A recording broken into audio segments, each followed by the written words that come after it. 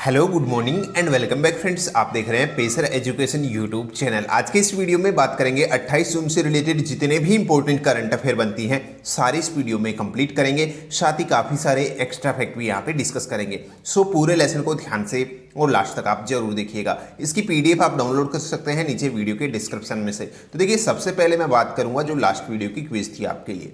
Question था कि अश्विन भाटिया को हाल ही में किस भारतीय बैंक का नया प्रबंध निदेशक यानी कि एमडी नियुक्त किया गया है। तो आपका सही आंसर था यहाँ पर एसबीआई बैंक का नया एमडी जो है अश्विन भाटिया को चुना गया था। ठीक है, चलिए अब बात करते हैं आज की करंट अफेयर की। देखिए, पहला क्वेश्चन है आपका, भारतीय नौसेना ने एंटी सबमरीन युद्ध क्षमता को बढ़ाने के लिए स्वदेशी anti torpedo missile system Maareech को हाल ही में नौसेना में शामिल किया है, जिसका निर्माण किसने किया है।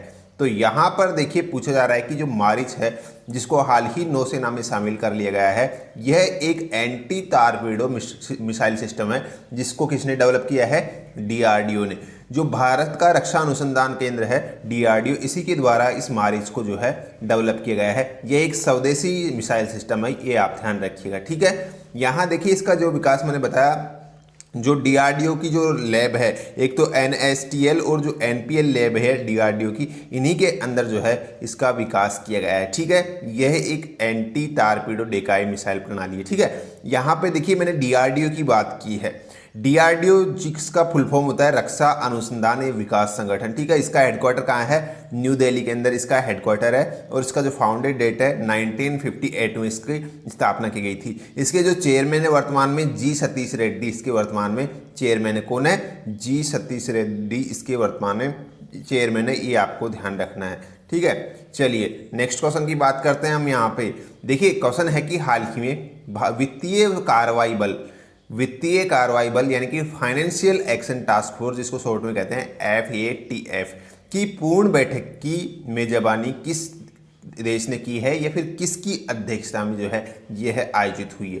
तो यहाँ मैं बात कर रहा हूँ वित्तीय कार्रवाई कार्यबल की जो हाल ही में बैठक हुई है, ये चीन की अध्यक्षता में संपन्न हुई है। किसकी अध्यक्षता में, चीन की में। देखिए यहाँ पर ये हमारे लिए इंपॉर्टेंट इसलिए हो जाता है कि क्योंकि भारत भी जो है इसका सदस्य है और भारत इसमें भाग लेता है।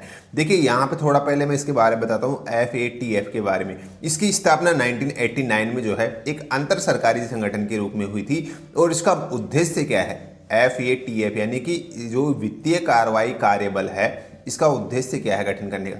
इसका मेन मकसद है मनी लॉन्ड्रिंग, आतंकवाद, वित्तपोषण जैसे जो खतरनाक मतलब की जो एक्टिविटीज होती है विश्व के अंदर, ठीक है, उनसे निपटना और जो अंतर्राष्ट्रीय वित्तीय प्रणाली है उसकी अखंडता के लिए अन्य जो कानूनी जो रूल्स वगैरह है उनको बढ़ावा देना ही इसका मेन मकसद है। ठीक है, यहाँ पर देखिए वर्तमान में इसके जो सदस्य देशों की संख्या है वो भारत समेत 37 सदस्य देश हैं इसके, ये आपको ध्यान रखना है। और 2 क्षेत्रीय संगठन भी इसमें शामिल हैं। ठीक है, यहाँ पर देखिए भारत जो है इसका सदस्य कब बना था, FATF का भारत सदस्य बना था 2010 के अंदर। ये चीज़ भी आपको ध्यान रखनी है।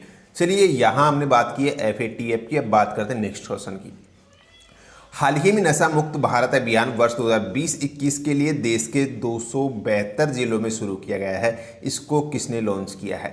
यहाँ पर देखिए जो नशा मुक्त भारत अभियान है ये सामाजिक न्याय और अधिकारिता मंत्रालय द्वारा लॉन्च किया गया है, जिसको हाल ही में देश के कुल 272 जिलों में एक साथ इसको लॉन्च किया गया है। ठीक है, इसका मकसद यही है नशा मुक्त कर बनाना देश को। ठीक है, उसके बाद में देखिए नेक्स्ट क्वेश्चन है अपना, हाल ही में किस देश के शोधकर्ताओं ने कोविड-19 से प्रेरित लॉकडाउन अवधि का उल्लेख करने के लिए एक शब्द एंथ्रोपोज का निर्माण किया है। ये चीज़ यहाँ पे काफ़ी इंपॉर्टेंट है।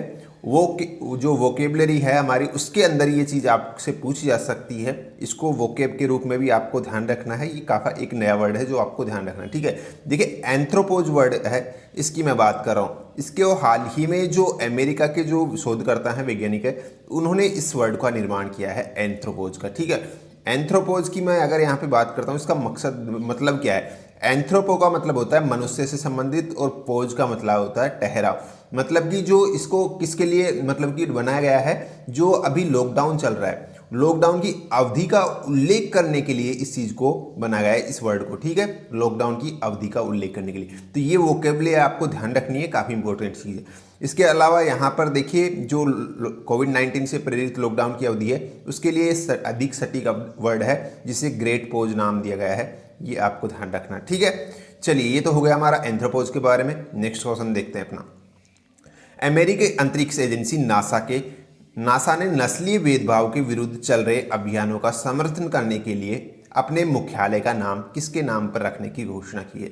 नासा ने जो अपना हेडक्वार्टर है उसका नाम चेंज करके किसके नाम पर रखने की घोषणा की है, मैरी डब्ल्यू जैक्सन। किसका नाम है, मैरी डब्ल्यू जैक्सन के नाम पर जो है नासा ने अपना जो हेडक्वार्टर है उसका नामकरण करने की घोषणा की है।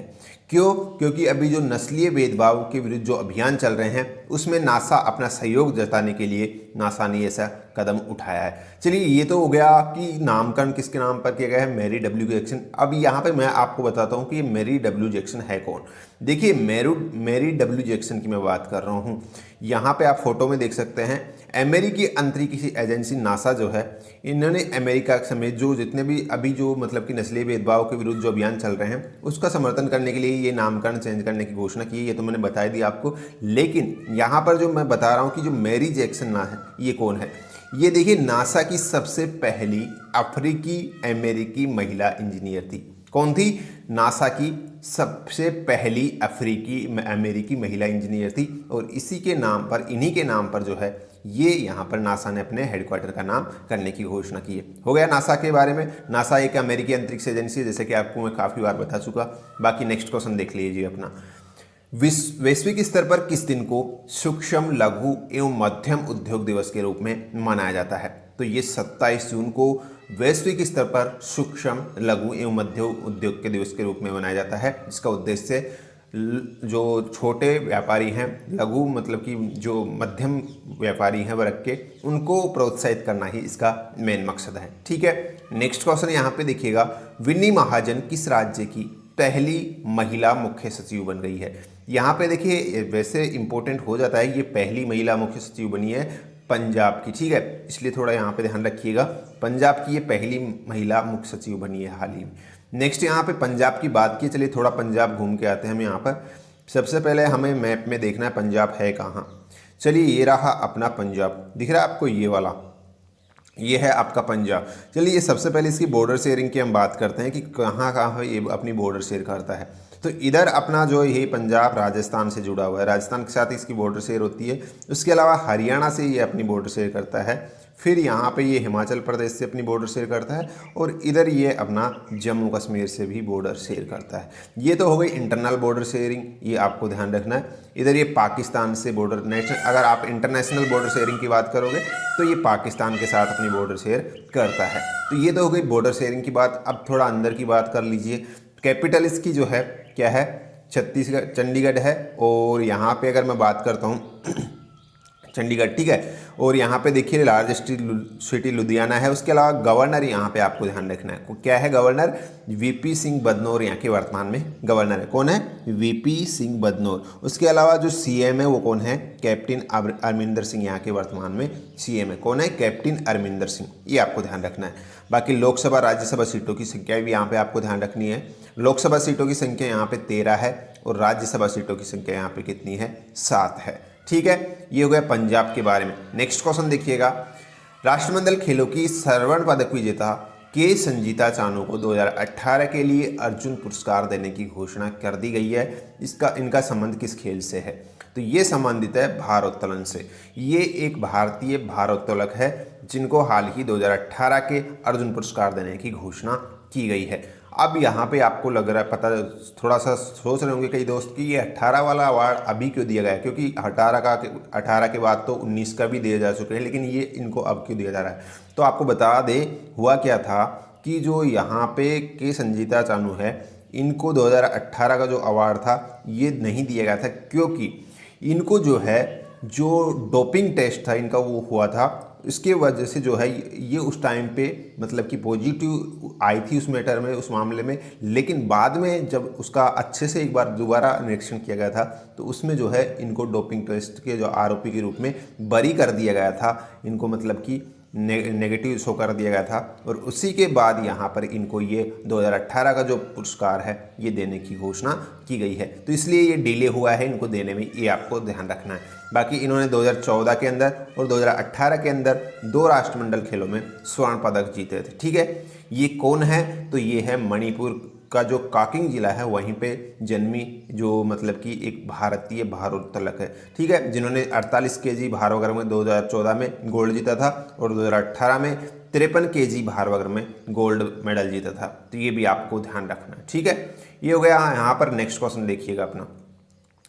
हाल ही में विजडन इंडिया द्वारा किए गए एक सर्वेक्षण के अनुसार किसको अब तक का सबसे महान भारतीय टेस्ट बल्लेबाज चुना गया? टेस्ट बल्लेबाज जो अब तक का सबसे महान चुना गया है वो किसे चुना गया है? हाल ही में राहुल द्रविड़ को चुना गया है। हाल ही ये जो पोलिंग हुई थी विजडन इंडिया द्वारा ये सर्वे किया गया था, इसके अंदर ये बात निकल के ये जारी हुई है। ठीक है, इससे पहले तक ये रिकॉर्ड सचिन तेंदुलकर के नाम था। ठीक है, ये भी आप ध्यान रख लीजिएगा। तो अब यहाँ पर राहुल द्रविड़ इसका सही आंसर होगा। नेक्स्ट क्वेश्चन देखिएगा। स्विस नेशनल बैंक SNB ने अपने एनुअल बैंकिंग स्टैटिस्टिक्स 2019 जारी कर दिए गए हैं, जिसके अनुसार स्विस बैंकों में जमा पैसे के मामले में भारत कौन से स्थान पर है? तो इस मैटर में भारत जो है 77वें स्थान पर है।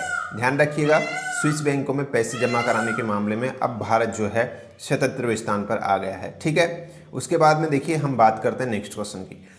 फीफा महिला विश्व कप 2023 की मेजबानी किसके द्वारा की जाएगी? तो हाल ही में ये डिक्लेयर कर दिया गया है कि जो 2023 का महिला फीफा विश्व कप होगा वो कौन मेजबानी करेगा इसका? ऑस्ट्रेलिया और न्यूजीलैंड दोनों को सो है इस बार एक साथ ये मेजबानी सौंपी गई है। ठीक है, तो आंसर आपका होगा यहाँ पर सी वाला, यानी कि उपरोक्त दोनों A B दोनों सही है। देखिए कुछ इंटरेस्टिंग चीज़ें जो यहाँ पर इसके बारे में मैं आपको बताता हूँ। पहली बार देखिए इसमें कुछ चेंजेस हुए हैं। जो 2023 का फीफा महिला विश्व कप होने वाला है उसके अंदर पहली बार 32 टीम जो है एक साथ इसमें भाग लेगी।